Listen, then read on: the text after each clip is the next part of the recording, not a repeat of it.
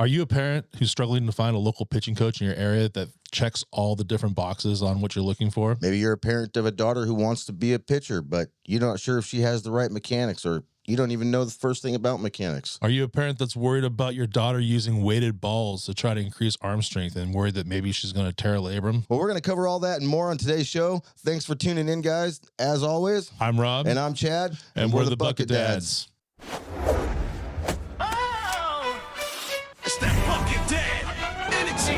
With the bucket dad, 40 and jacked in the stands, not a folding chair, nah, with a 6-gallon plan. Fast pitch is life, D1 is the mission. We push them hard, ain't no time for permission. From the weight room to the plate, we spit motivation. Yeah, we yell at the ump, but it's pure dedication. Got the podcast booming, the whole team listening. Big dudes, big hearts, and the scholarship glistening.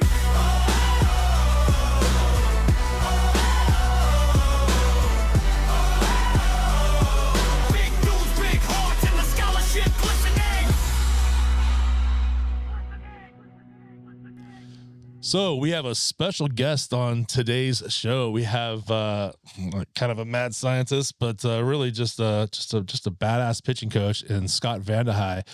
He came in on short notice, and I couldn't be happier to have him in here. We've been wanting to get him in here for quite a while, and just like the universe aligned, and we made it happen. Yeah. And just a little bit of background on him.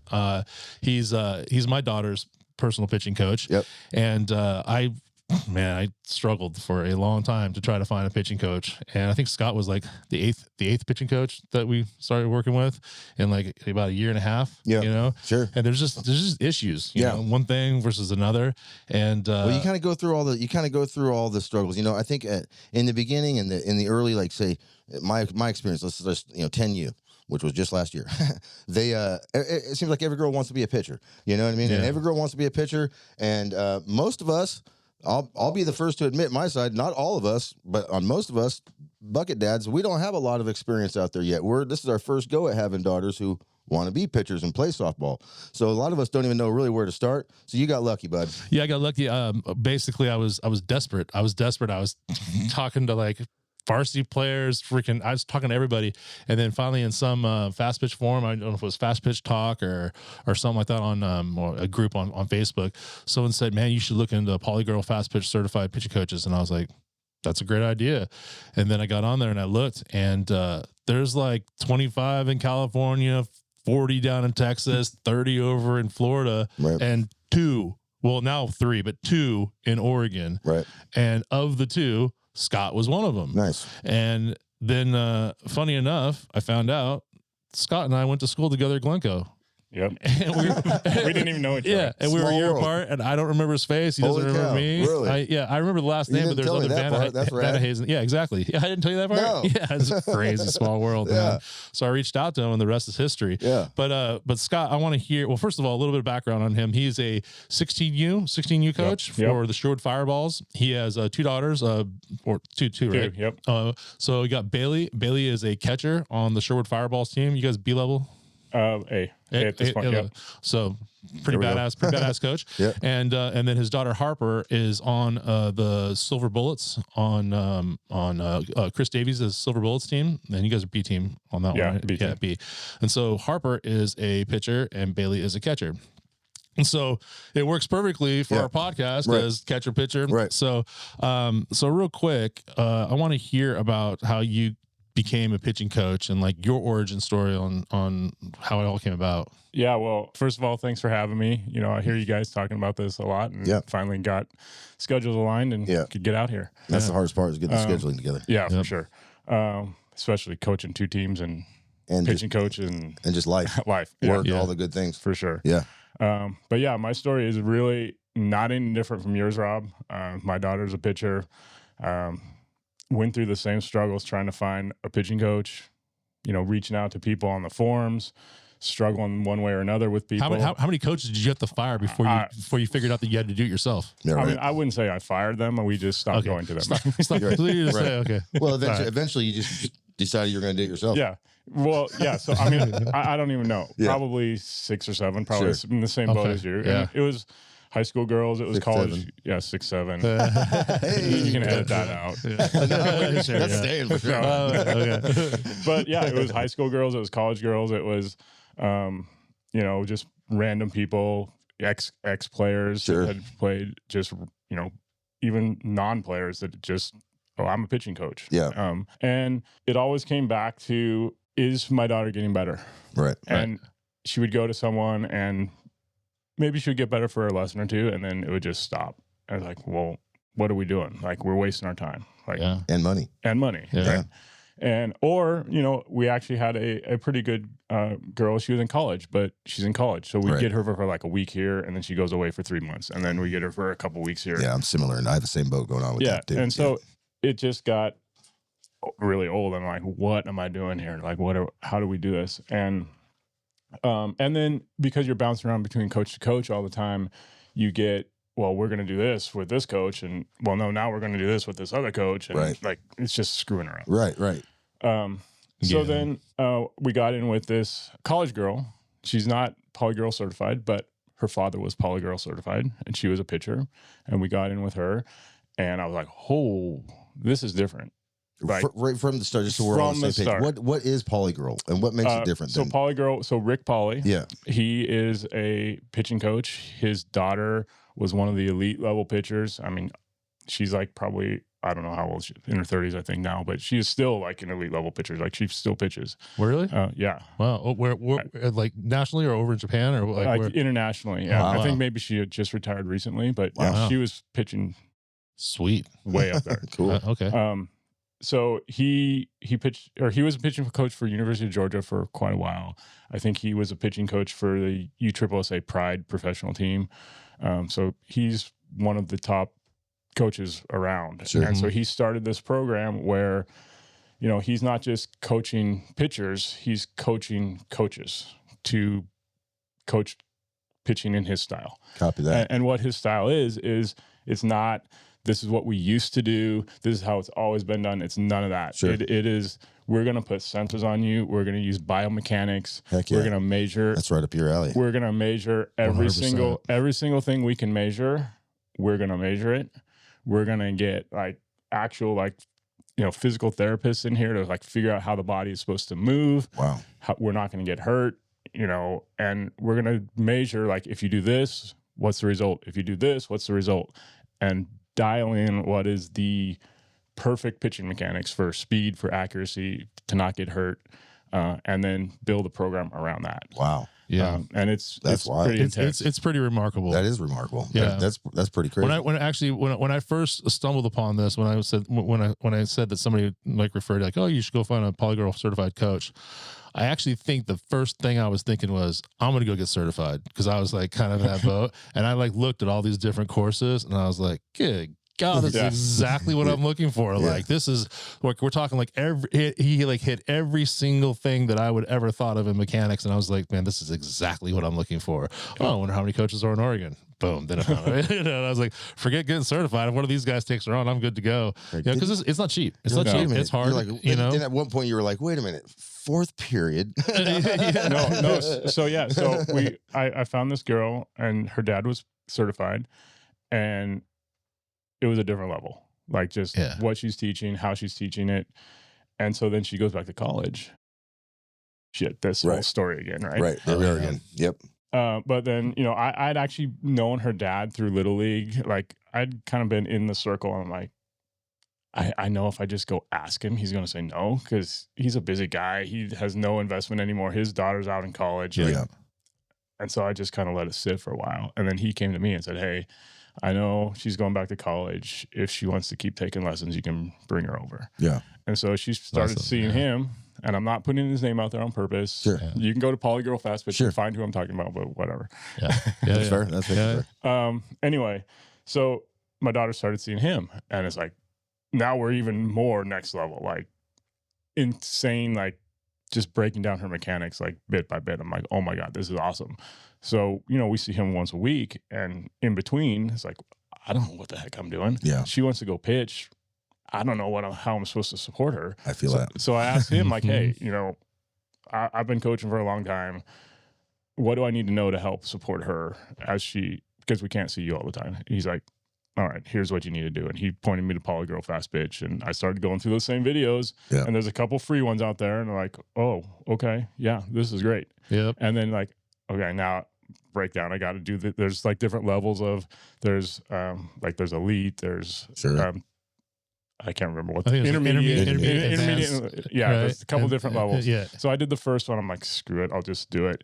And oh my god, Right. Yeah. like it's insane. Yeah. And Yeah. I just finished the intermediate when you reached out to me, Uh-huh. and I'm like, okay, this is a perfect chance for me to test out. Like, I got my daughter, but Yeah. that's one thing. Yeah. But let's test it out and see if it works. And I think it See- works. I think it works pretty well. Heck yeah. As a matter of fact, I think it works so well, everybody, that there's a cool little story. I want you to tell your cool little story about your situation where you had those couple of pitchers that left your team for whatever reason, and then you were basically on the gun. You had 2 weeks to take a non-pitcher, and well, in this case, 2 non-pitchers, and turn them into pitchers. And tell what happened about it, because I think it's impressive. Yeah, so this was last year for we were 14U. I between fall and spring season, I had a pitcher leave the team because she just quit softball, and about 14U is when girls just quit. Yeah. Yeah. So that left me with one pitcher. That's funny. We were kind of talking about that last night. We kind of podcast a little bit last night. And that's one of the things we talked about, actually, about that age group. Yeah, that's 14 to 15 year. You see this huge drop off, but Boys. it's unfortunate. Well, it's boys. It's a lot of stuff going on. I But so anyway, I lost a pitcher. We needed a pitcher. We tried to do the whole reach out to recruit different pitchers. We couldn't come up with one. It's that age group is also hard because that's when they're entering high school. So my team was younger and we weren't in high school yet. So we were trying to recruit girls that half of them were in high school. And so they're not going to play with me in the spring when they're playing for their high school teams. So anyway, we didn't get a pitcher. So you can't go through a club season with one pitcher. Right. So I was like, okay, girls, who wants to pitch? And I had 2 girls came and said, hey, I'll try it. I don't know. And so we had 2 weeks and took these girls who had never pitched before, started just going through the mechanics. Like, Rob, I mean, you make it sound way better than it actually was. It was not easy. Yeah. One girl put in a ton of work and she just never got there. Yeah. And that's fine. Like, Yep. not everybody's a pitcher. Right? That's one of my questions. I was going to. We'll get into that one later. But yeah, Right. I mean, can anybody be a pitcher? Can any girl be a pitcher? I don't think so. It depends on how much time you have and how much work you want to put in, right? I had 2 weeks, and this girl was just not going to get there. Right. But another girl, she put in some work, and I mean, she's not great. I'm not going to say she was an elite level pitcher in 2 weeks, but she was good enough to put in a game and get us through some innings. And sometimes that's all you need is get us through some innings. Yeah. So Great, I mean, man. her speed wasn't great, but she could throw a ball fairly close to the plate, and that's what you need. And we watched a game. We watched a game the other night that was quite the opposite. A JV game. We were like, holy cow. Yep. We were Trust like, me, holy cow. I've watched too many JV games. I mean, we were like, wow. Do you guys want one of our outfielders to go pitch for you? I asked Chris. Chris is my younger daughter's coach.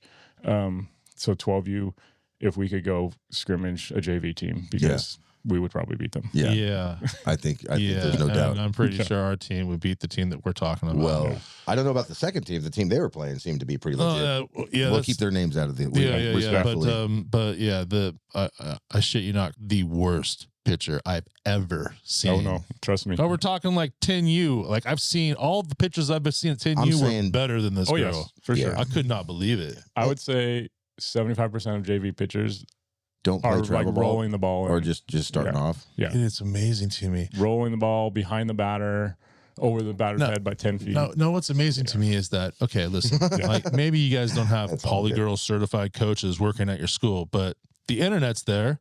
Why don't you put your pitchers through like a 1.5 week crash course and at least have it so they're not throwing like slow pitch softball 12-foot freaking rainbows over the damn plate? You know, another thing, I don't understand it. You know, another thing too beneficial to softball versus baseball is pitching lessons are quite a bit more reasonably affordable on our end. You know, if you're playing baseball, you're going to pay for private lessons, pitching lessons. They're more like $120 an hour. They get expensive, bro. Yeah, they get I was super lucky. expensive. I had a good deal back in the day. But yeah, I mean, I get it. Not everybody can afford pitching lessons. I understand that. But Yeah. again, Well, the then not internet everybody is can be a pretty pitcher. much free, guys. It's out there. You just got to look for it, you know. And it's, like, even if you're doing like hello elbow and doing these big long freaking circles, dude, swing your arm around, let go of the ball. It shouldn't go freaking 15 feet in the air. I just don't get it. Yeah. But hey, back to that story, everybody. That tournament that he was in, where you had to get that pitcher ready to go. I'm pretty sure you guys took the gold bracket on that one, right? Yeah, I did. We did. Yeah. So that's, you know, obviously you're doing something right. Absolutely. As far as stripping away bad habits from a new pitcher in a very short period of time, like you said, like that one girl didn't get it, the other girl did. How many days before she really started clicking? Was it like immediate with the girl that did? No? Nope. Absolutely not. How long did it take for her before she started clicking? I would probably say a week. Okay. And that's being generous, because I'm not sure it ever clicked, but it was good enough that she could throw strikes. She could throw, yeah. Okay. Do you think it's easier to take a girl who's it doesn't, you know, just starting off, where you have you know, basically no bad habits and kind of can run with that for, you know, or take a girl that maybe came from another, you know, league that's a decent little pitcher, but maybe doesn't have quite the same mechanics, and you're trying to like get her to convert to your, you know what I mean? I bet you, I would imagine that would be kind of challenging. Well, it's tough. Just getting like my kid to change her hitting stance. Yeah. Dude, we had to like fist fight. I don't know about you. Like, we had to like pretty much fist fight over it. You know what I mean? It was like I had to threaten her with like the mob. It was like, dude, you're going to move your feet, or like we're going to break your legs. Right. You know what I mean? Like, that's how it's going to go. So this is the challenge. It depends on the time of year. Okay. Because if it's in the winter and she's not going to pitch, sure, and I can just work with her for like 3 or 4 months straight, and she never pitches except when she's with me, I would prefer a pitcher who has some experience. Okay. Yeah, if this is somebody who's going to come to me, work on something, then go play in a tournament and go straight back to her bad mechanics for a weekend, and then come back to me and she just pitched for a weekend using bad mechanics, and now I have to fix what I already fixed, and then we fix it, and then she goes and plays in another tournament with her bad mechanics. Sure. And then, because when you get on the field, everything goes out of your head. Exactly. You just go straight back to your muscle memory. Yes. Yeah. Right. So if it's mid-season, you're not going to fix anything. It's going to take forever. I know when Ziva first came to me, I was like, this is going to take a year. Yeah. And then we made a little bit of progress at the beginning because you weren't in season yet. And then we didn't really make a whole lot of progress through the spring. Until fall. Yeah. And then fall, we dialed it back in. Yeah. Got a lot of time. Every time you go back into a tournament, all those bad habits just come right back. Yeah. But if you don't have those bad habits to start with, like if it was mid-season and I'm like an experienced pitcher with bad habits or a newbie, I would take the newbie because there's no bad habits to fall back on. That reminds me of a couple things. First of all, when I was learning how to pitch baseball back in the day, I wasn't even allowed to touch a ball for the first year. Not for the first year, bro. I know it sounds ridiculous, right? What did you do? Balance techniques, slow motion, almost like Tai Chi type of stuff. I was just going to say Mr. Miyagi type. Dude, I was using a towel. I was using a towel, and I was as soon using as you mirrors. said balance, I went right to the Cobra Kai series. I was balance rebel, son. Yeah. But seriously, that's what it was. Yeah. I was in mirrors, and I was constantly being timed on how much I could go into, like, you know, my almost like a flamingo kind of thing. But I closed my eyes and I had to hold it there. Yeah. I think the longest I got was like 4.5 minutes or something like that with my eyes closed. It's it's a long freaking time. Yeah. You try doing that for 20 seconds, good luck. Dude, you know what I mean? But I didn't touch a ball for like the longest time. It was all towel drills, and then but by the time I touched the ball, like at least most of my form was on, but still I couldn't hit the broadside of a barn with the ball. It took like another year, and then after like 2.5 years, I was able to hit a quarter 5 times out of 6 from 60 feet. Right. But but I was coming from a catcher and a center. Like, my mechanics were all jacked up. Yeah. And it took a while. But also going to another thing is, like, when I'm dealing with, like, you know, hitters, when I'm working with hitters, like private hitting lessons and stuff like that, one of the things I tell parents, and they never ever follow my instructions, which is sad. But I tell them, I'm like, you know, because like if we're not in season, right? I'm like, do the tee work. Once you get the tee work, then you can do some side toss. Once you get some side toss, then you can do some front toss. Yeah. And then from there, maybe we can go into some live pitching or some machines. Sure. But if you don't get the mechanics down on the tee first, you're not allowed to do side toss. Right. Sure. And what do? They go right to the freaking D-bat and then go freaking hit the machine. And I'm like, dude, guys, like, I feel like a lot of that is you're trying to keep their attention when they're young still. And it's hard. Like, they want to hit balls off. They want to hit a live ball. Right. And then, like, hitting balls off the tee, you kind of feel it's not how you feel, but it's boring. Sometimes it's boring, and and when you're a kid and you don't really understand that you're trying to develop mechanics, you're just hitting the freaking ball off this tee. It's the same with pitching. So, Like if I'm doing it right, a pitcher doesn't pitch for more than 20 feet until she gets her mechanics dialed. Yeah. But what do you want to do? You want to go back to 35, 40, 43 feet. Yeah. Like that's where you want to be. Yeah. It's like you shouldn't be there until you can throw a perfect pitch from 20 feet away. Yeah. Consistently. Over and over again. Yep. And then you start backing on up. Yeah. Some of these, and we'll get into that here in just a second, but there's some pitching coaches that think a little differently, There's some pitching coaches that are like, speed, velocity, and don't care about mechanics. There's other ones that are kind of like, combinations of, but it's like, you can pitch as fast as like freaking God, but if you can't hit the broadside of the barn, what the hell is the point? Yeah. Kind of like you can hit a home run over a fence, but if you can't freaking hit it like where it's supposed to be hit, you have a big old hole on the outside part of the plate, or you can't hit the high pitch because you're always dipping your back shoulder. What's the point? That's right. Just swing out your shoes. All right, Scott, I'm going to hit you with the dun, dun, dun. We have a spicy question lined up for you.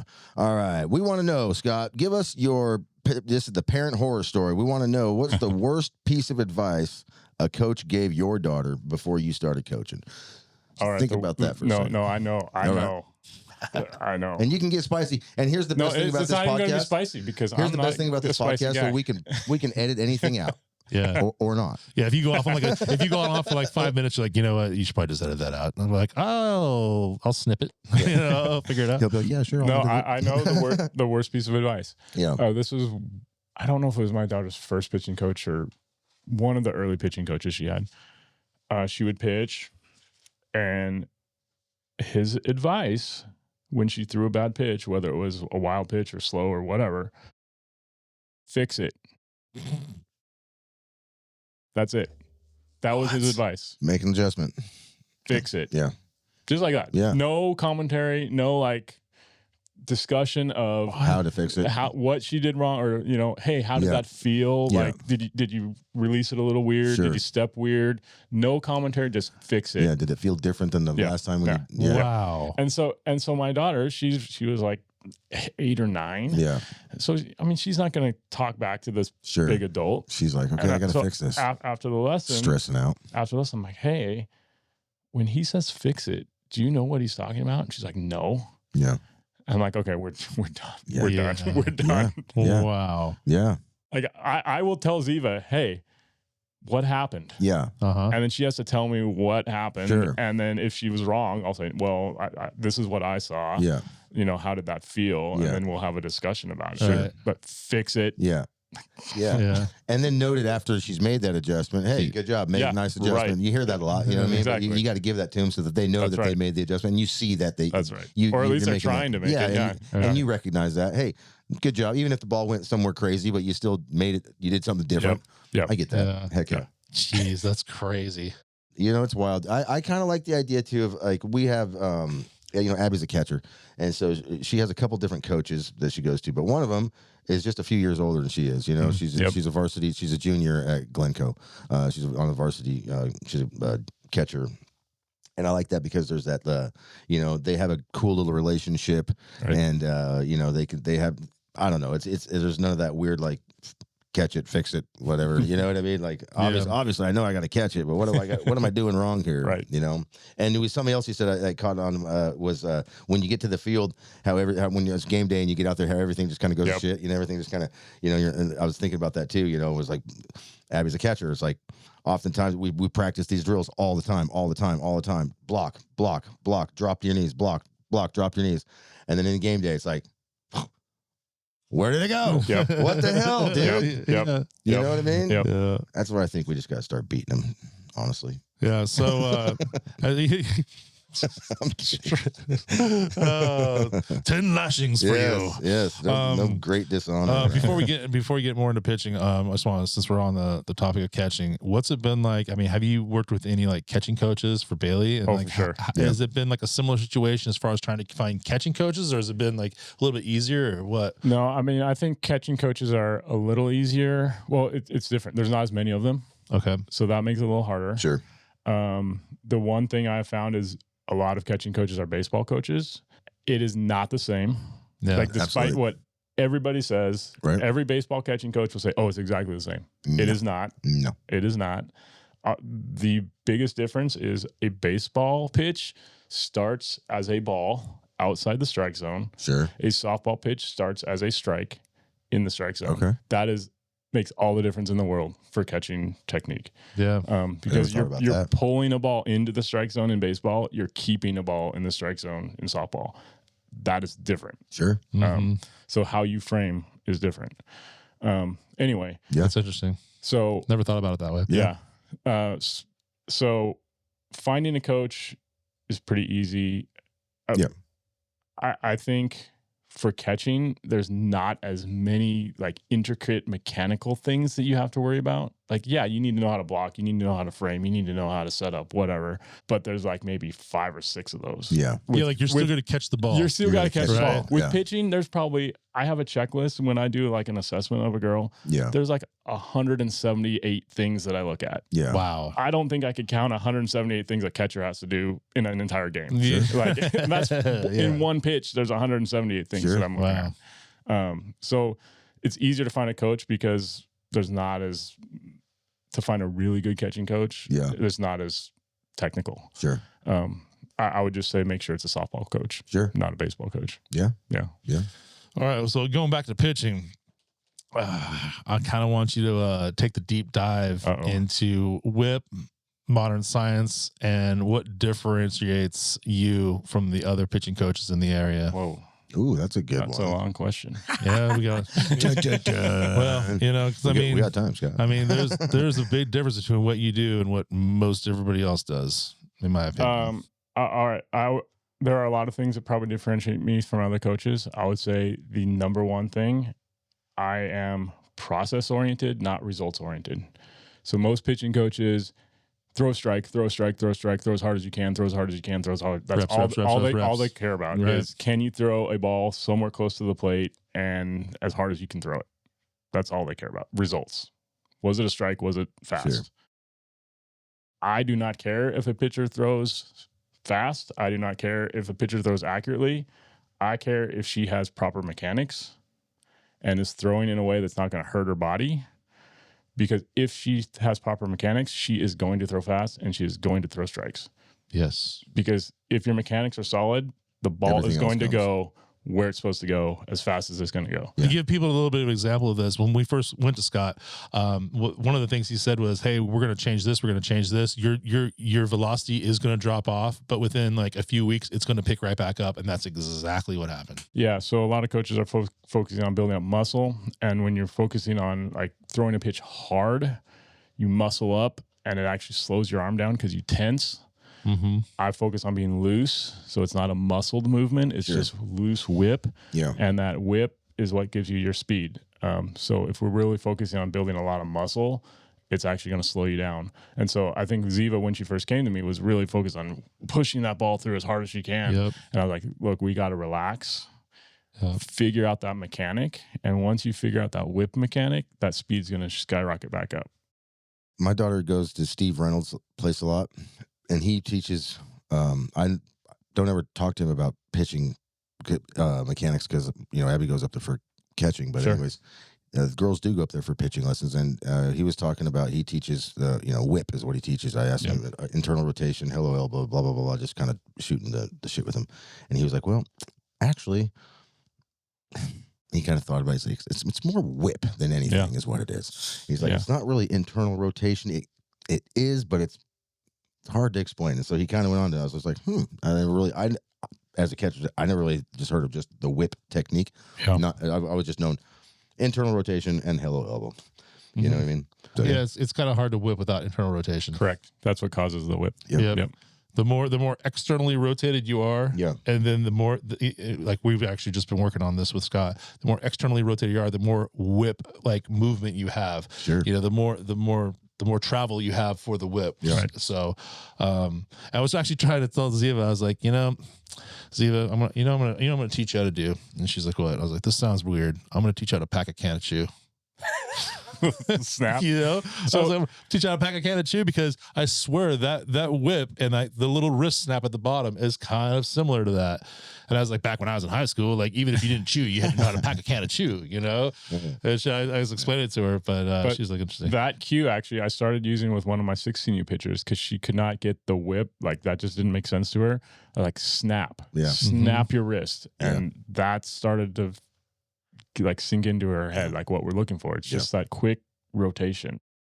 So talk to for those people that don't understand or that are kind of new to the whole internal rotation IR philosophy and stuff. Talk about, in your opinion, how it can save you labrum tears and muscle injuries versus the old school hello elbow, just long arm, super fast windmill, swing the arm around thing. Yeah. So like I said, this, for me, pitching is not a muscled up movement. It's just a loose and relaxed. So if you were to take your arm and set it up here and just drop your arm, it's going to naturally want to rotate as it comes across your leg. And so what we're trying to do is use that natural rotational movement to add speed to the ball. We're not trying to force it. We're not trying to yank anything. We're just trying to let our arm do what it wants to naturally do and just try to increase that speed however we can without trying to yank or force or rip, or like whenever you're trying to force something through, it's probably not great for your body. So we just develop it. You gotta we that. take what your body wants to naturally do and we try to make it faster and quicker over a little period of time, and just develop the perfect mechanics. That's right. Basically what it comes into, which honestly answers a lot of the questions. Not really questions, but it comes down to proper mechanics. That's right. Do what your body wants to do without forcing it to do something it doesn't want to do. So with that being said, what is your belief on using like plyo balls and doing lawn toss, and the idea that a lot of pitching coaches you see on the internet talk about building strength? Well, you just said it's not about strength. It's more about fluidity in the whip to cause the maximum amount of snap and acceleration right at the end of the movement, right? That's right. So how do you feel about the weighted balls and lawn toss and all that other stuff? Well, so back to the point about strength. I'm not anti-strength. I think going back to your point about balance, right? When you were pitching baseball, it was all about balance. Develop all that strength we can. Like, you need to be balanced to be a fast pitch pitcher. There are places to develop strength, but it's not like you're here. Biceps. It's here. Yeah. It's your lats. your core. Yeah, your core. Your lats. Your legs. Sure. But it's not, I'm going to go build up my giant biceps as strong. Like, that's not going to do you any good. Right. So the weighted balls. Personally, I think the weighted balls, not only are they dangerous for your arm and your shoulder, they actually do you a disservice in terms of getting good whip. Because a weighted ball is going to lengthen your arm as you go around the circle. Okay. Because that centrifugal force is going to pull your arm straight. And with a straight arm, you cannot get whip. So it is going to force you to push the ball rather than whip the ball. And so it's going to actually make you slower. You're giving away all your trade secrets. All my secrets. Yeah. Dang, no gatekeeping. But gatekeeping going on here. No, I know. So no weighted balls. Weighted balls will actually make you slower. That's right. You'll see things for like parachute balls. Same idea. It's going to make you slower. Long toss. We've talked about this before. Only do long toss with a rise ball grip because you're trying to throw the ball up for long toss. The only pitch you throw up in fast pitch softball is a rise ball. So why would you practice throwing a drop ball up? That makes absolutely no sense. You're just screwing up your mechanics. Right. So if you're going to throw up, which is fine, like long toss is fine. Like, it does build up stamina and speed in your legs, especially. Throw a rise ball. Yeah. If you're throwing a drop ball, you're just messing yourself up. Yeah, we we discovered that just last weekend when Ziva went out. Did I tell you about that? We went out and did some lawn toss, and she's like, I just want to throw a fastball. Oh, I want her fastball's a drop ball, right? Yeah. And I was like, you understand how spin works, right? Like, you're trying to throw over 100 foot and you're trying to throw a ball that's spinning downwards. Do you think it's even going to get to me? And I was like, I'll tell you what, you get two chances. If you can get one of those balls to me, because she was like throwing the rise balls over my head. I'm like, if you can get one of those balls to me, then we'll keep doing it. And they both died like 10, 15 feet right in front of me. I was like, all right, can we move on? She's like, yeah, we can go back to rise. I was like, thank you very much. Thank you. Do we want to talk about that? Ball spin and fastball, drop ball? Go ahead. Yeah, go for it. Let's do it. Yeah, so I mean, most Actually, you know what? Yeah. Let's get to that in a second. Okay, I we'll want to first talk about, since we're talking about the mechanics and we're talking about the whip and we're talking about, you know, what you like to do. One of the things that I think separates you from the other pitching coaches in the area is that you are a big proponent of teaching brush trigger, right? And for those of you that don't understand, it's basically when part of your forearm or part of your wrist touches like your leg right before the release. But talk to them about how much that helps with like accuracy versus not, and like why it's so important. Aside from whip, brush trigger is the most important thing you can do as a pitcher. You will hear pitchers and pitching coaches talk about, today I'm going to work on speed. The part they're not saying there is, if we work on speed, accuracy suffers. Or today we're going to work on accuracy. And the part they don't say is speed's going to suffer. That is complete bullshit. Right. If you are pitching with proper mechanics, which I'll get back to brush trigger in a second, you should be able to pitch fast and accurate at the same time. They are part of the same mechanic. And that all comes back to brush trigger. So as you're coming around your arm circle and you're getting your good whip, your arm should brush the side of your leg. And as your arm brushes the side of your leg, that's your trigger to release the ball. So that's the brush trigger. So as I brush, I release the ball.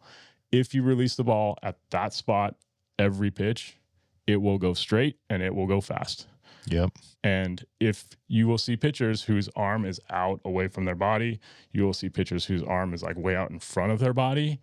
They're not getting that brush trigger, and they might be able to pitch 60 miles an hour. Yeah. But I guarantee you that ball is going 10 feet in the air, 13 feet to the side. Sure. Because their arm is out here in space, just waggling around like this. It's a guessing thing. It's a guessing thing. And sometimes they'll hit it and it might be a strike.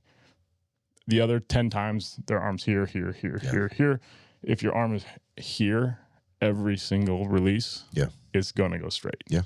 Yeah, and for those of you that like get online and like look at tutorials and watch different pitchers, you can hear the brush trigger.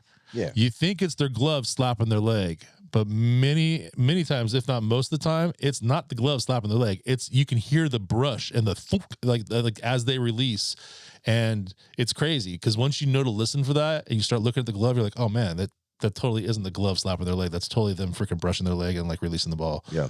You know, it's pretty cool. And let me tell you, like when we first started seeing Scott, there was a huge difference once Ziva got the brush down.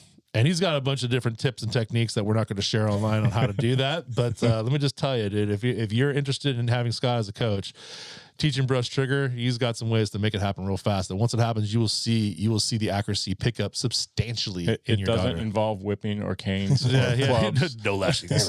I'm out. Although I do threaten Ziva with a club every once in a while. I'm all about it. I've never used it though. Yeah. But getting back to what you were just talking about before we went into brush trigger, you were talking about Ball spin. What was that? Ball spin. Ball spin. Yeah. The different types of spin for fastballs and what. Keep on talking about that if you can. Can I get my little tool out? Yeah. Yeah, man. Please. Yep. Let's see some of your wonderful toys. You could just take your whole bucket over there if you got more stuff in there. Oh man, what's in What's in your bucket? Hey, what's in the bucket? Remix.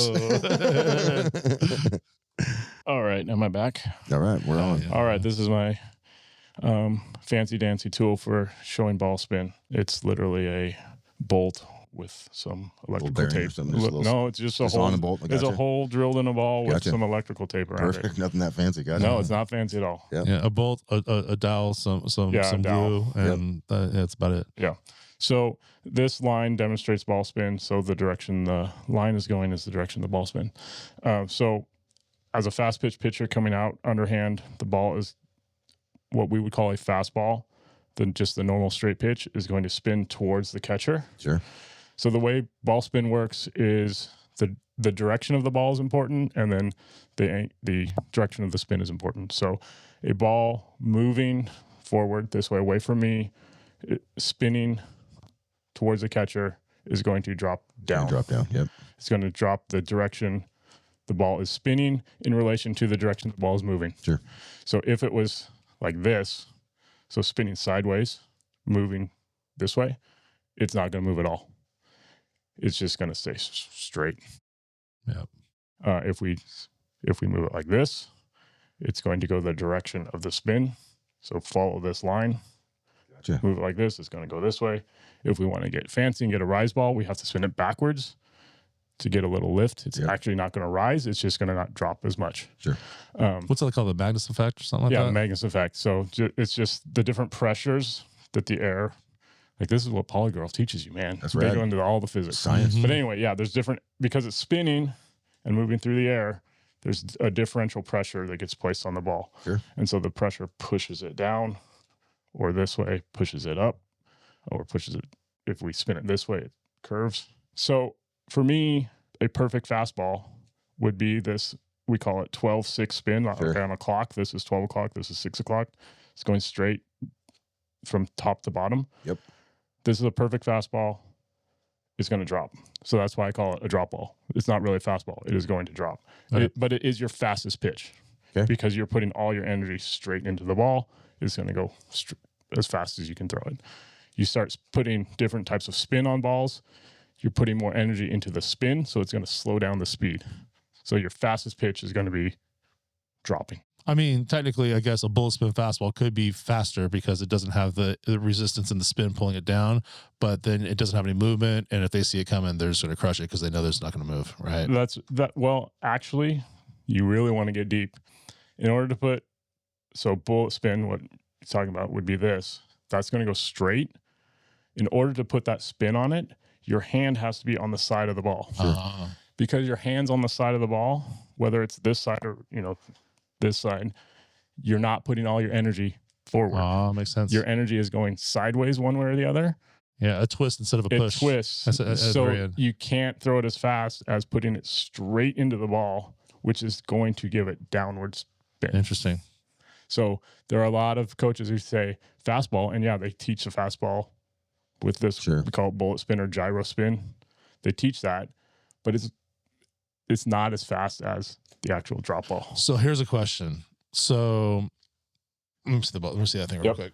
So Carlin Pickens, she hit the record before this last year. She hit it. She tied Monica Abbott's record, and when she tied the record, she tied it with a screwball, right? That's the one that tied the record. So did she not throw the screwball properly? And she basically instead of putting too much spin on it, she actually had a lot of back force behind it. Like what caused that screwball to go so fast? So I don't know Carlin Pickens' screwball, how she throws it. Okay. The way I teach a screwball, it is actually a drop ball, Oh. which would still be what I'm saying. Okay. It's just you get an You just angle. kind of get over it a little bit You on get it. an angle on the pitch, which to a batter makes it feel like it's cutting into like a right-handed batter, but it's actually just a drop ball.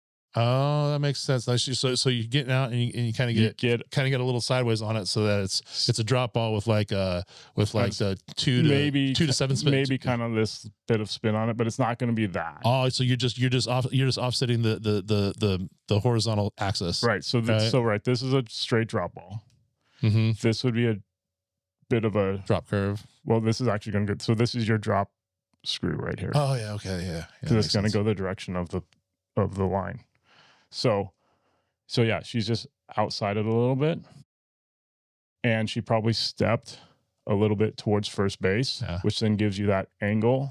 So then this pitch is going to drop a little bit this way, but then the angle is going to make it go that way. So it's going to feel like it's curving. And if you pitch it high, it's not going to drop that much. That's right. Right. Or she could have been throwing a rise screw, but probably wouldn't throw that for the fastest pitch ever, I wouldn't think. As far as the pitch mechanics go, I know that accuracy is important through the brush trigger. As a pitching coach, you have like a lot of different tools, and I know that confidence is really important when you're trying to get these girls like dialed in.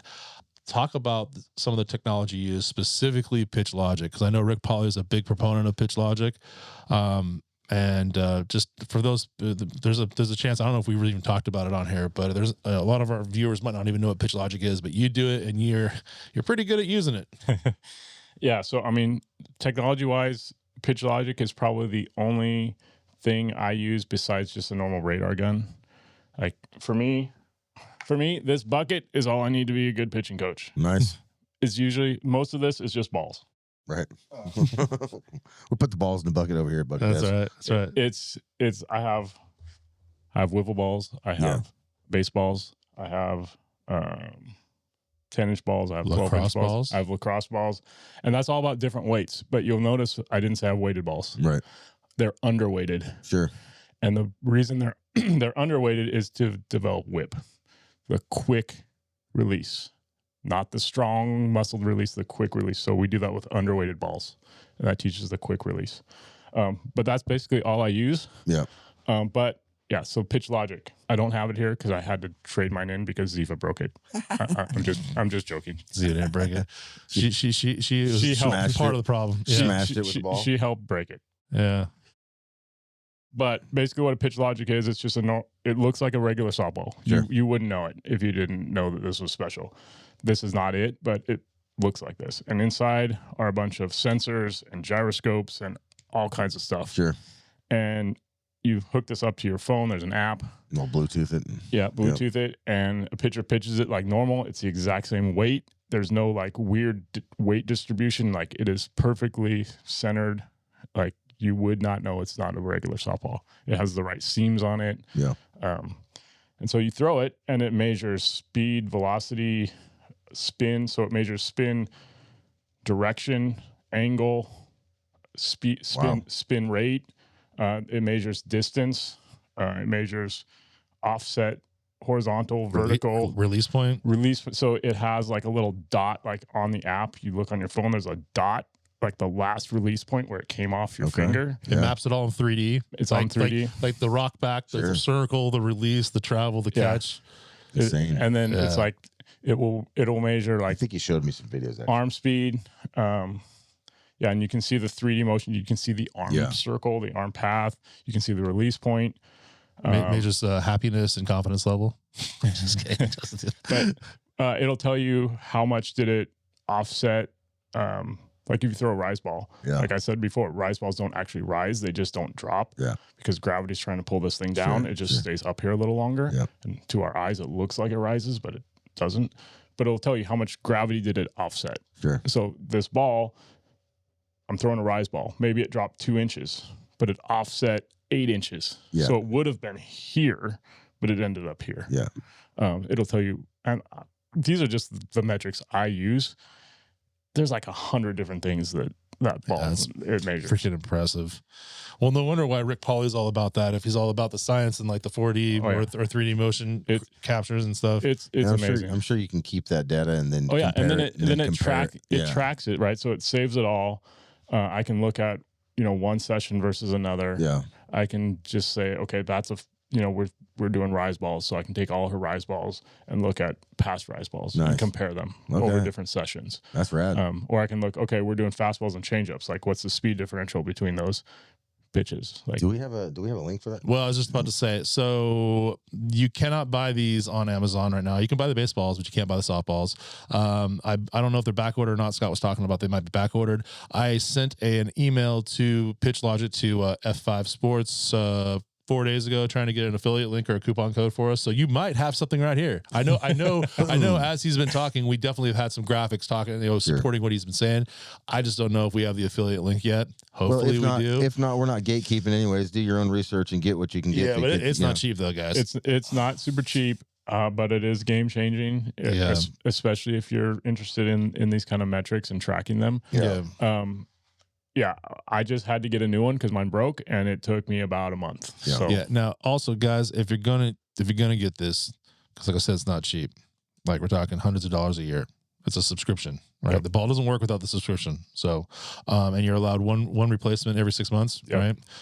Luckily, I was within my replacement window. You want to pitch first. Invest into a pitching lane with a net, correct?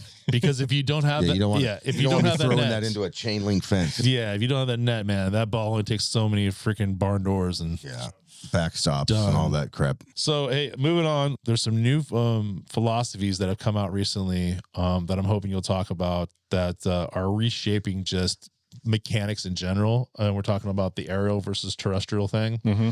And I know Nice. you just Aliens. you just got a deep dive on that when you went to a coaching clinic here recently, a few months ago. I think it's personally fascinating. Do you mind, talking about that? Yeah, I mean, I can give a quick overview. So yeah, I went to a coaching clinic with a bunch of D1 coaches, and every year they just talk about all kinds of stuff. But every coach in that clinic this year that was talking about hitting kept mentioning aerial and terrestrial. And so these are like movement patterns that I'm like, I've kind of heard about this because Rick Pauly actually talks a little bit about it, but I'm like, what the heck is this? So I did a deep dive. Well, not as deep as I want to. I actually want to go deeper now that I got a little taste of it, let's say. And it's basically this idea that everybody has their specific way of moving and there's certain patterns that people have. But when we teach sports, we tend to have one model that we use. Like, this is how you're supposed to hit. Sure. This is how you're supposed to pitch. For a while, anyways. Then it changes. Yeah. Yeah. And then somebody said, "Oh no, Yeah, you're supposed to." But there's like one, like, oh my God, tracking. Ken Griffey Jr. Everybody's supposed to swing exactly like Ken Griffey Jr. Yeah. Mike Trout. Everybody's supposed to swing exactly like Mike Trout. Monica Abbott. Everybody's supposed to pitch exactly like her. Sure. Right. Wouldn't that be crazy if that was that actually happened? Right. I don't know if you guys know, she has a crazy looking approach. Yeah, exactly. Yeah. Like, nobody pitches like Monica Abbott. Yeah, exactly. Like, nobody. Yeah. Like, but that's kind of the mentality we have is, there is the ideal way of doing these things. And so what these motor preferences are all about is no. Everybody has their individual way of moving. Okay. And there are certain patterns that people have, but we can't just impose one model on every person. Sure. And so a quick way to explain this is like right-handed and left-handed. Okay. You have a motor preference. Like if I handed you a pen and told you to write something down, you would either take it with your right hand or your left hand. Yeah. And I could teach you to write with your left hand, but it would take a hell of a long time. Yeah. Yeah. So this is what motor preferences are all about. Like we have a preferred way that our body wants to move, and it's much more natural. It's much more smooth. We can learn it quicker if we correspond with our natural motor preferences. We can go against those motor preferences if we want to, but it takes a long time to do it. It takes a lot of mental effort to do it. And if I was going to write my name with my left hand, it's probably not going to be as good as if I just write it with my right hand. So long to get Abby out of her funky stance or hitting stance. No, and that's exactly right. Yeah. So left-handed and right-handed is one that we can all kind of relate to just naturally. Yeah. There's a couple others. There's quite a few of them actually, but the two that are most important are aerial and terrestrial. So that's the first one. And what that refers to is, I'll just give a quick example of just everyday life. Yeah. If you've seen someone run, there are runners who run very Upright. Yeah. And there are runners who run very Sure. kind of tilted.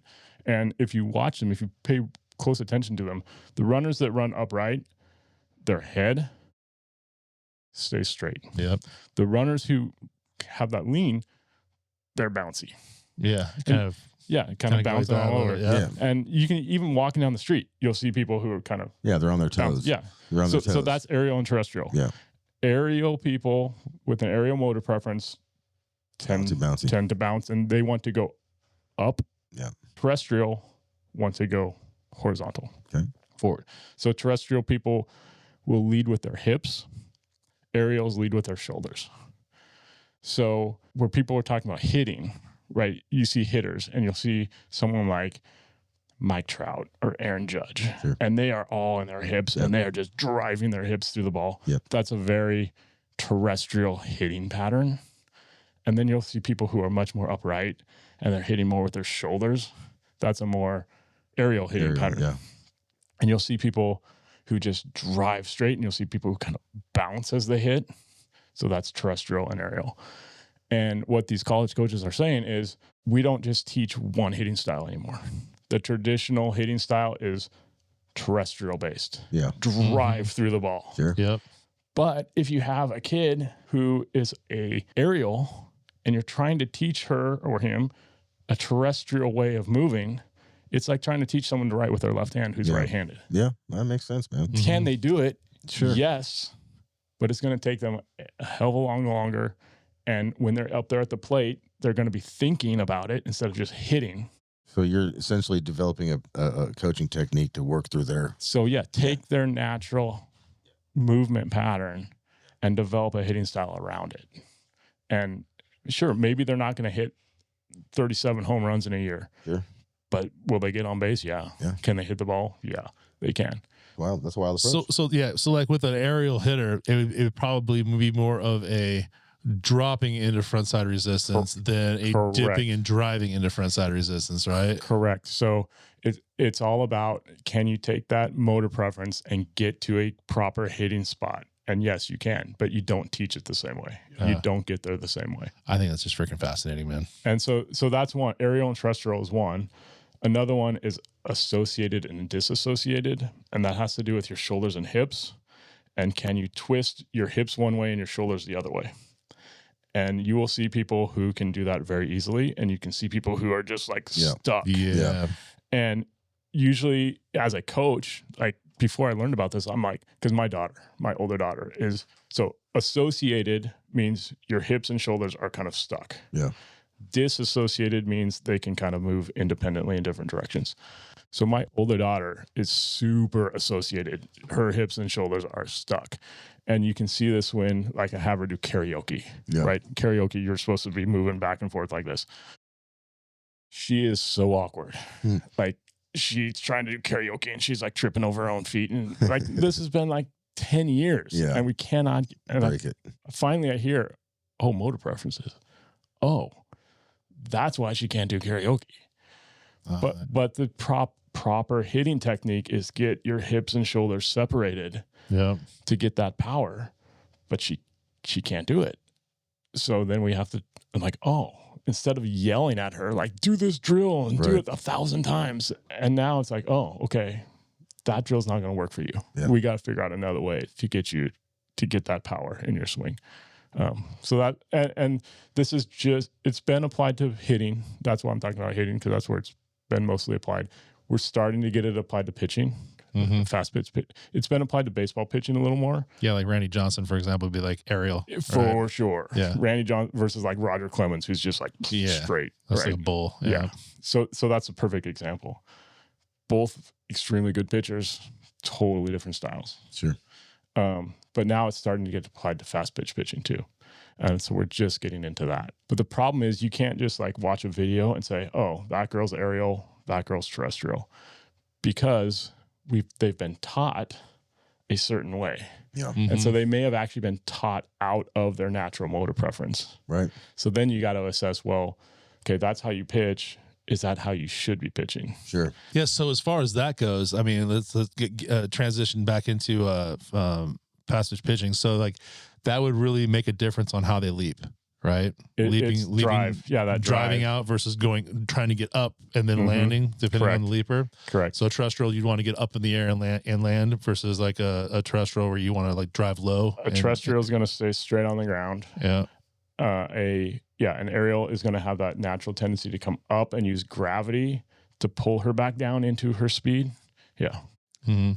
So these are all wild things that you would want to know when your daughter's 11 years old and you're trying to find the right pitching coach, right? You know what I mean? And I'm like extraterrestrial. I'm like, the alien files just got released, dude. This thing might be real shit. You know what I mean? I'm over here going, oh my God, maybe we do have aliens. Yeah.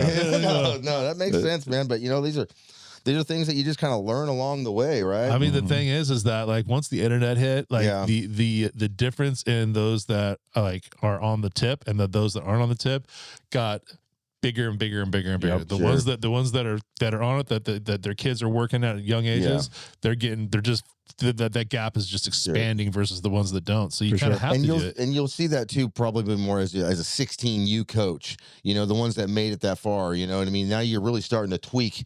At our age, we're just starting to just develop some basic mechanics. Yep. You know, so if I was going to be starting off, let's try to dumb it down a little bit again. You know, if I'm starting off and I'm looking for a pitching coach, you know, for my kid, and I don't know much about the aerial and the terrestrial and all this, you know, stuff. Nobody does. That's all right. You got to learn that stuff, right? Cutting edge. It's really brand new. So just advice to give to the new bucket dads, moms out there, what are some red flags that you want to look out for when you know, or what are some good positive things that you want to look out for when you're trying to find a pitcher? And you're going to probably go through a few of them. You know, we kind of went through some of this. Pitching coaches, my bad. No, pitching coaches. But what are some of the red flags you want to avoid when trying to find a nice coach? And what are some of the other things that you might want to look for? Yeah. So the number one question I would ask, straight off the bat, and I wouldn't ask it the way I'm going to say it right now, but maybe kind of work around it. But what's more important to you? Like, I'm asking you as a coach. Yeah. What's more important to you, accuracy or speed? Or speed, right. That's the number one question I would ask. And if I say speed? If they say speed? Yeah, that's a big red flag. If they say speed, that's a red flag. If they say accuracy, that's a red flag. Okay. Because it should be both. Mechanics. Yep. It should be mechanics. It's mechanics. Absolutely. Because if you have the proper mechanic, going back to what you said earlier, it should be both. Mechanics, you're going to get both of those. It should be both, yeah. It's not one or the other. And it's not, today we're working on speed, tomorrow we're working on accuracy. Yeah. We're working on both all the time. Right. So that's the number one red flag. Number two red flag would be if it's just about reps. If it's just about getting results today. Yeah. Because that's not going to help you in 2 years. Right. It's about putting the work in now so that in 2 years, I'm where I want to be. Sure. It's not throwing a strike today so that in 2 years, I'm still throwing at 40 miles an hour. So maybe looking for a pitching coach that actually has a program to follow instead of just reps out there just going ham. You got an actual program. One of the dangers I've seen a lot of parents fall into is, my daughter's seen so-and-so and she really likes her. Okay. Yeah. Great. Your daughter likes somebody. Is that person a good coach? Like, are they getting better? Are they getting better? And that's the thing. Try people out. You're not going to get better every single lesson. Sure. But you should see steady improvement over time. Little improvements. And there should be a philosophy behind what is happening. Sure. So like, I'll talk to Ziva like, hey, this is what we're going to do. And we will set out like a 6-month plan sometimes. Mm-hmm. Like, here's your goals. We're going to get there. Yeah, you bring out the clipboard. I bring out the clipboard. I measure everything. Like even sessions where I'm not writing stuff down, like we use PitchLogic, and then I go and I take the PitchLogic and write it down. Yeah. Right. I'm tracking stuff. Yeah. It's not just, it's lesson time, let's go throw a ball around. Sure. Yeah. And so would you agree with if you were someone was going to go see a pitching coach and they kind of wanted to teach hello elbow right from the gate? That would probably be a bad sign, a good sign. I mean, probably another red flag right out the gate. Yeah. I mean, hello elbow is going to lead to loss of speed over time, but it's also going to potentially lead to injury. Time out real quick for those of you that don't understand what hello elbow is. Yeah. If the coach tells you to come through and touch your nose, that's hello elbow. Okay. That is almost like once in a while you get kind of close to it on a follow through for a rise, but if they're telling you to come through and then it's palm down, not palm up on the backswing, and you come through and point your elbow to the catcher and touch your nose, that is hello elbow, and that is going to cause bicep strains, forearm strains, freaking labrum strains, freaking scapula possibly strains. Why is the reason that most of them start with that, or do they not anymore? It seems like it's kind of popular in the beginning, right? Well, that's kind of an old style of pitching. Yeah. So there are a ton of pitching coaches. I would say 95% who coach pitching the way they were coached. Sure.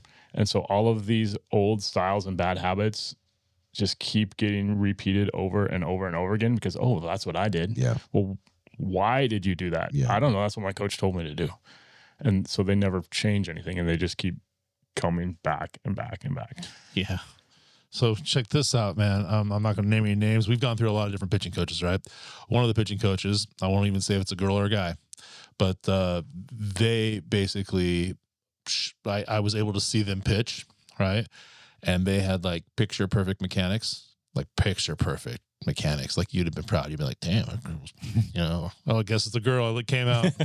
That girl looks good. Well, anyways, she worked with Ziva for a while and everything was going great. And then like 5 weeks into working with her, I'm looking and she's like, come through and touch your nose. And I'm like, what the fuck is going on right now, dude? How do you have picture perfect mechanics? I have slow motion, got her picture perfect internal rotation. And then 5 weeks into it, she's teaching hello elbow. So- And it was basically what you just said. It was just regurgitating what other pitching coaches So have taught her in the past and not even understanding. I have found this to be the case on almost every high school and college pitcher that has come back and been a coach. Yeah. And this is nothing against high school and college pitchers, but most of them cannot coach because of exactly that reason. They were coached in a certain way. Yeah. And then, so maybe it was hello elbow, maybe whatever it is, it doesn't matter. Right. They were told certain things when they were coming up. Yeah. And then they got to a certain level, whether it was high school or college, and they don't actually know what they do. Yeah.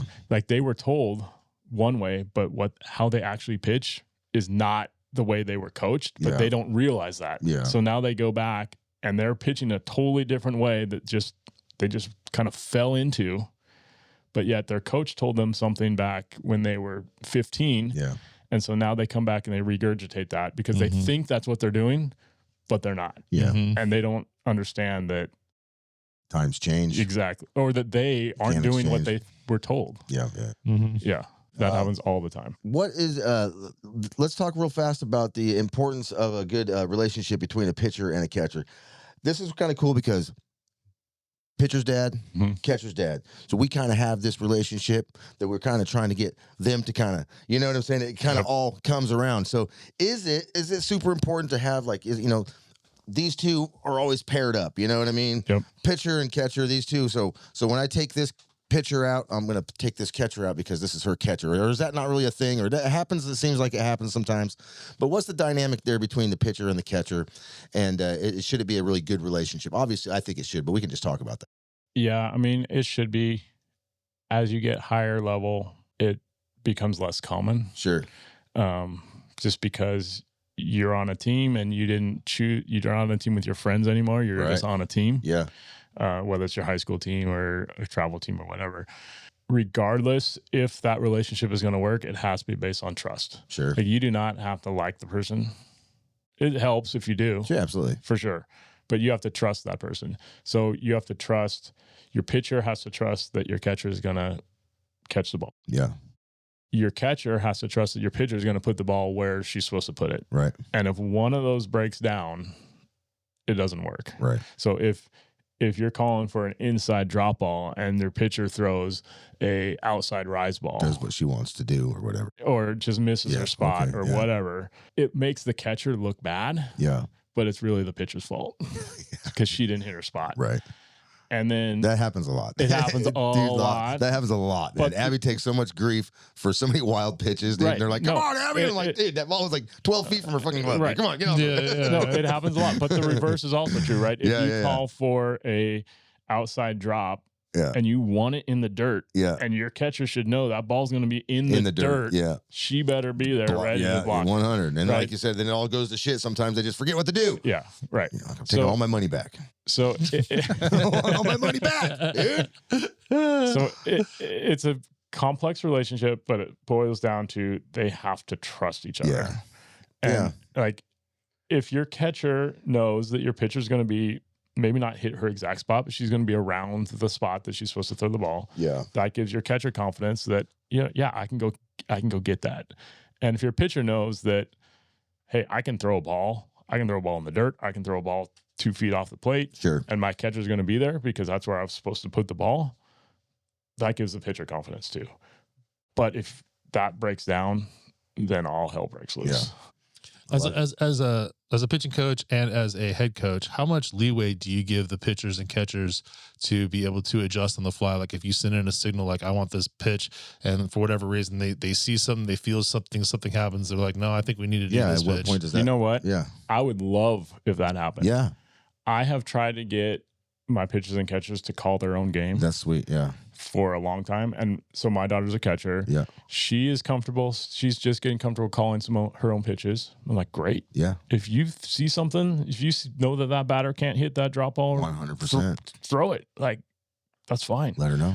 But I had a catcher last year who's like, hey, you want to call pitches? And she's like, no, you call them. I'm Right. like, hey, How can you not want to do that? I was a know. catcher Well, for a I while. think- I I love know. doing that. Like, I know. like they trained me on that I since I think was like, it's a confidence thing, man. Yes, I it's think a confidence it's just thing. a confidence or a lack thereof. And like, you know? hey, you want to call for 1 inning? No. Yeah, No. go ahead and make a mistake. It's cool, yeah, dude. Yeah, I don't like. I'm just making this crap up just too. don't throw it high and down the middle. Right. Seriously. Yeah, And then I'll have pitchers and I'll tell them, hey, if I give you a pitch that you're not going to throw, shake me off. yeah, And they won't do it. yeah. They won't. It's just a There's confidence an thing. intimidation thing Yeah. and a confidence, and they're this big and they're 11, and we're still these giant men. You know what I Yeah. mean? We're still way bigger in their life, in their world. When you're a kid, Right. everything is way bigger. You know what I mean? Do you have any intimidation signals? Not to say what the signal is, but do you have a situation like if the catcher, if your catcher is behind the plate and they see something like they see that the batter is like got their heels pretty much on the freaking outside of the box?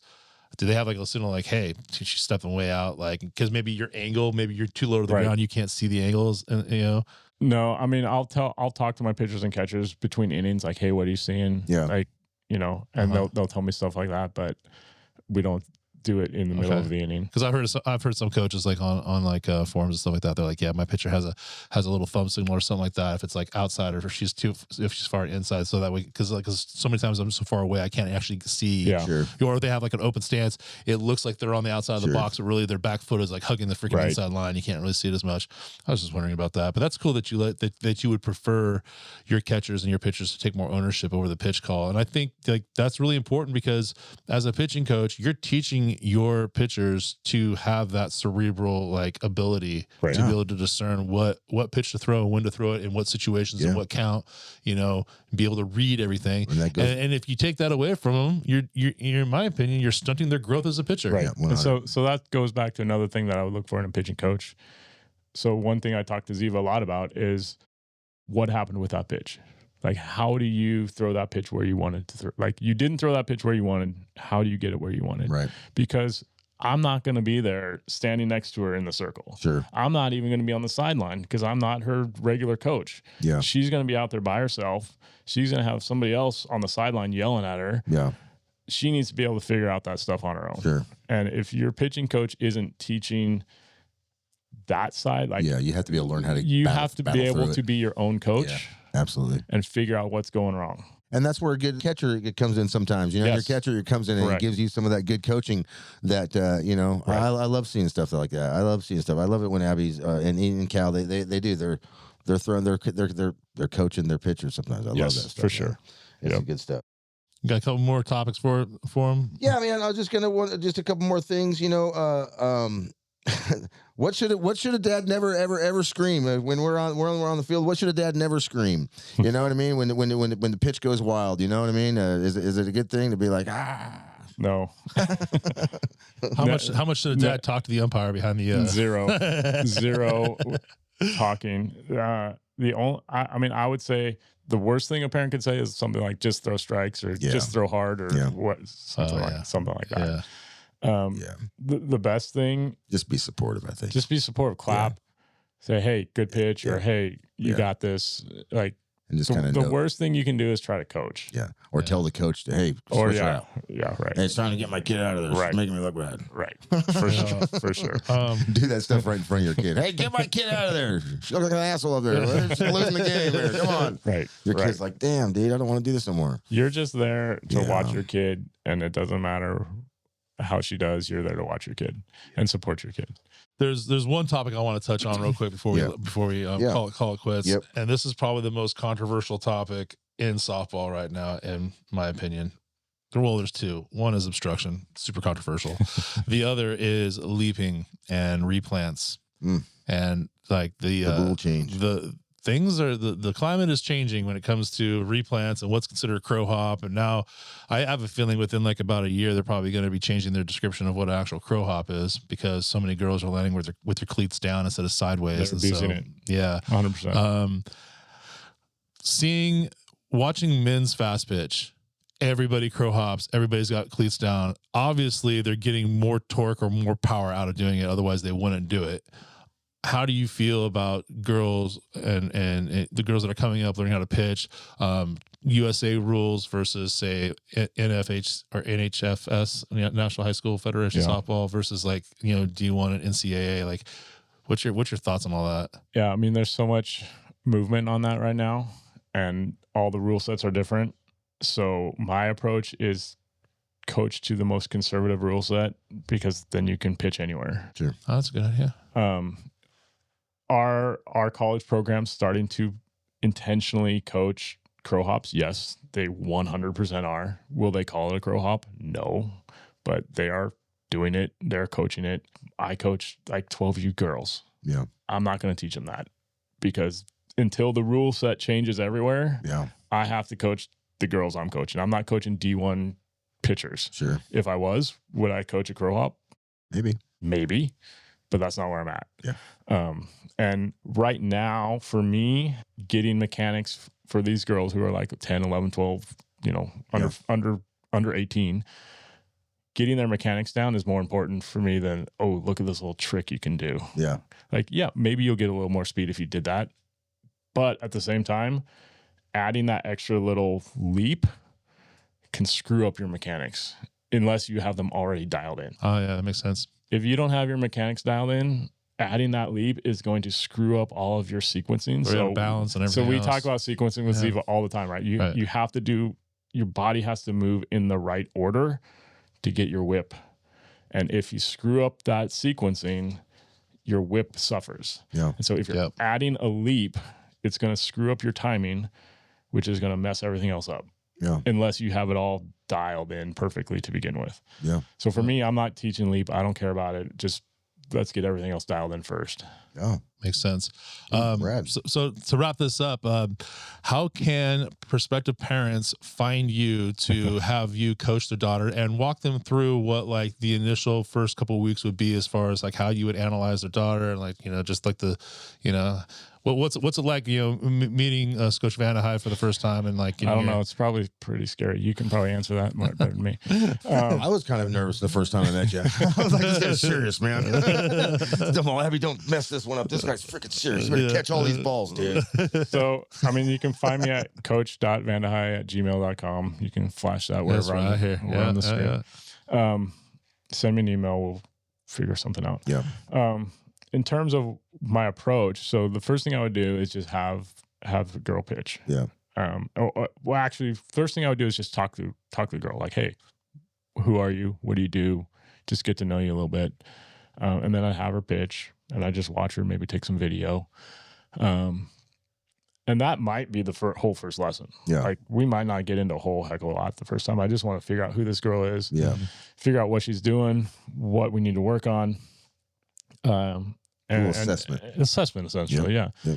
Yep. And then depending on what her mechanics look like, I would probably just start from scratch. Yeah. And just go and just talk about arm whip and what we're trying to do with arm whip, and take some wiffle balls, because I don't want anybody to see. This is the problem that a lot of pitching coaches do. They want girls to muscle this ball through. Yeah. I don't want muscle. I just want loose whip. Yeah. So we take wiffle balls.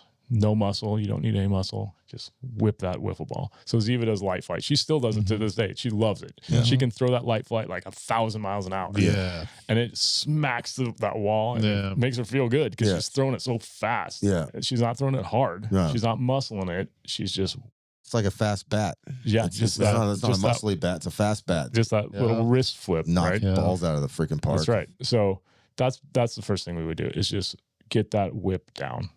And we wouldn't even throw a softball. We would just throw wiffle balls. Yeah. And then we'd go up like, okay, a tennis ball. Yeah. It's a little heavier.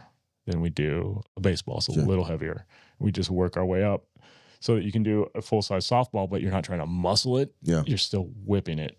And then we'd work our way back. So we'd work our way back in distance, and we'd work our way back in terms of arm circle. Yep. So we'd start really low, like kind of here, and then we'd work our way up to a full pitch. And as we work on our way up the arm circle, we're working our way back in distance. Nice. So that's what we do. That would probably be the first month, 2 months. We wouldn't even throw a real ball. Lather, rinse, repeat. Lather, rinse, repeat, Yep. work your way back. Wouldn't even throw a real softball from full distance for probably a month, Yeah. at least. Yeah. Do you always offer video feedback for your students, or is that like a specific program that you may or may not work out with somebody? It depends on what the girl's doing, what the schedules look like. Like, you know, I'm coaching 2 teams. Right. We got to figure out schedules. Sometimes you can't get schedules to work, and hey, just throw me a video. And Yeah. That's awesome. That's cool, man.